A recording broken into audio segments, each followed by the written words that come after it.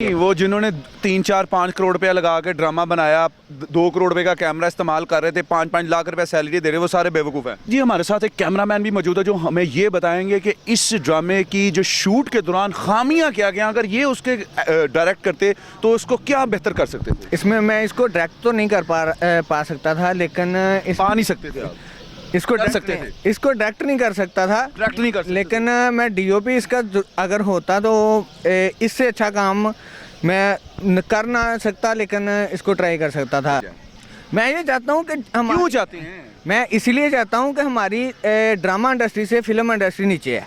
अच्छा, हाँ जी, और जिस लेवल की कराची में फिल्म बन रही है उसी लेवल की लाहौर में बनेगी अगर इस तरह का हम काम करेंगे। नहीं, वो जिन्होंने 3-4-5 करोड़ रुपया लगा के ड्रामा बनाया, 2 करोड़ रुपए का कैमरा इस्तेमाल कर रहे थे, 5-5 लाख रुपया सैलरी दे रहे, वो सारे बेवकूफ़ हैं। नहीं, वो अपनी जगह पे ठीक है, अच्छा, लेकिन हमारी फिल्म इंडस्ट्री इस लेवल तक नहीं इंडस्ट्री जी, फिल्म इंडस्ट्री इस लेवल तक नहीं पहुंच सकती थी, पहुंच पाई अब तक जिस लेवल पे हमारी ड्रामा। आप कैसे पहुंचाएंगे? वज़ीर-ए-आज़म बनना पड़ेगा उसके लिए। नहीं, हाँ, हमें अच्छा काम करना पड़ेगा।